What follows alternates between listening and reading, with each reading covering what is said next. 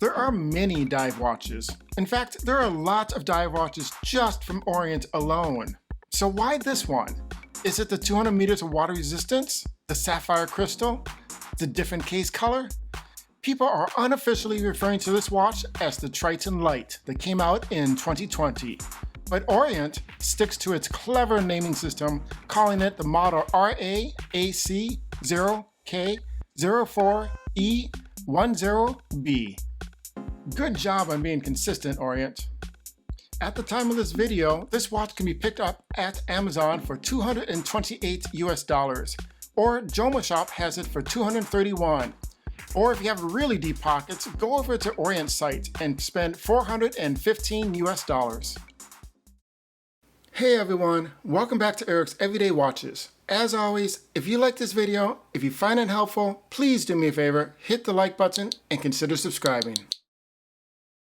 So let's get this out of the way right from the get-go. Orient refers to this color as rose gold. Now I would say it's a bronze, maybe a warm tone bronze, especially in the brushed areas. It kind of depends on how the light hits it. Now, what exactly is the difference between rose gold and a bronze color? Is it the same difference between tomato and tomato? Yeah, maybe. But either way, Orient officially calls this rose gold, so we are gonna go with that for this video. As far as the case construction, we have stainless steel with a diameter coming in at 43 millimeters, not including the crown. On the side, we have a lug-to-lug distance of 51 millimeters and an overall thickness of 13 millimeters, not including the double pastinato. Now, one of the concerns I've heard people mention about this watch is the overall size.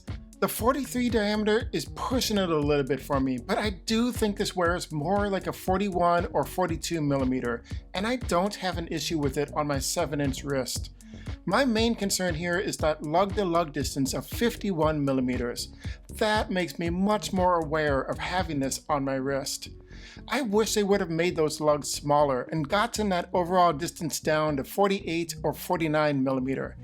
In my opinion, that would have made this much more wearable. As it is, the 51 millimeter is the upper limit of what I think I can pull off on my 7-inch wrist. This case has a brushed finish on top, with the side being a polished finish. Now where those two edges meet, it has been nicely rounded off. The inside of the lugs is the only area here that has a 90-degree angle, but I would not call that sharp either. Even the bottom of the case has been given a nice finish, and there are no sharp edges anywhere here. So I've heard people say that Orient dive watches, and I would say all dive watches, tend to look alike. So it's just nice to see Orient doing something different here with the case color to make it unmistakably different, to make it stand out in a sea of dive watches. Moving on back of the watch, we have a screw down case back, which does help this watch achieve its 200 meters of water resistance. The case back is the standard stainless steel color and has not been given the rose gold treatment. The text on the back reads water resistant 20 bar stainless steel, sapphire crystal, and etched in the middle is what appears to be two dolphins and a wave, or at least that's what I see. It's a bit of a Rorschach ink blob art, in my opinion. And inside that case, we have Orient's in-house F6722 automatic movement. That movement is oftentimes described as being very solid and reliable, and one of the reasons Orient is considered to be a great value. Now that F6722 movement has 22 joules, beats at 21,600 beats per hour, has a 40-hour power reserve, it does hand wind, and it does hack. It is rated at -15 to +25 seconds a day, and turning the crown 30 times will fully wind the power reserve. At the 4 o'clock position, we have a signed crown with a vertical knurling pattern on it. That is approximately 7.5 millimeters in width and 4.5 millimeters in depth. It is nicely positioned in between those crown guards, and it is a screw down crown, meaning you do need to unscrew it before you can hand wind this watch. Now to set the time, simply pull it out to the first position, sets the date. Pulling it out to the second position hacks the second hand and sets the time. Moving on to the face of the watch, we have a unidirectional 120 click stainless steel bezel with an aluminum insert done in an orange and dark green color. It is easy to grip and to turn, and there is good action on the bezel with little back play, and it does align nicely. Now depending on the light, that green may appear either green or a black color, and that is a bonus in my opinion, as it gives the watch more interest.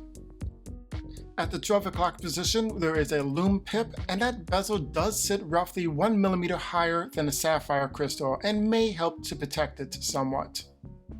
Inside of that, we have a white minute track printed directly on the dial, and further in, we have round applied metallic indices surrounding the dial with subtly tapered rectangular markers at the 3, 6, and 9 positions.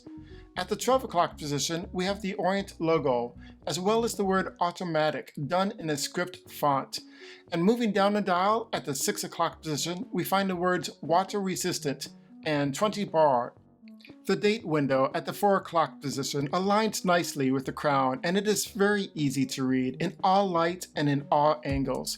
In my everyday use, I had no issue reading the date.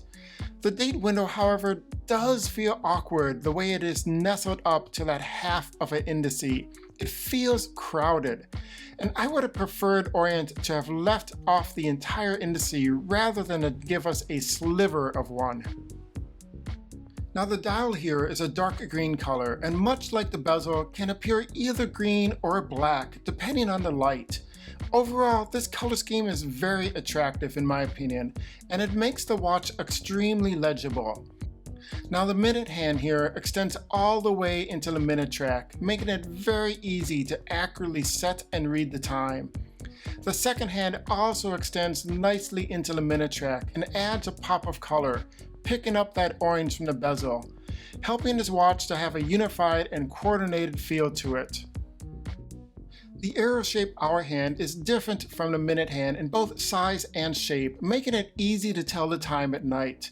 The green color lume on this watch is quick to glow with the slightest exposure to light, and it easily passed my everyday lume test.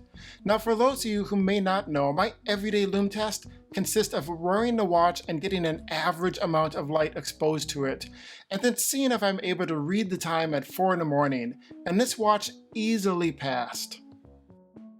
You are getting a sapphire crystal here, and I think that is one of the key selling points of this watch. A sapphire crystal on a watch for around $230, depending on where you pick it up, that is a very welcome feature. The strap that comes with this watch is one of the things I've heard people complain about. It is your basic double pass NATO strap, and while it's not the worst I've ever had, it is not the best either. It's 22 millimeters wide and roughly 1.3 millimeters thick. In my opinion, the strap is actually fine, but it's simply not the quality that this watch deserves. This strap comes with 14 adjustment holes, and I cannot imagine anyone needing that many. On my 7-inch wrist, I wear it on the 4th adjustment hole, meaning that there are 10 more adjustment holes if you happen to have a much larger wrist.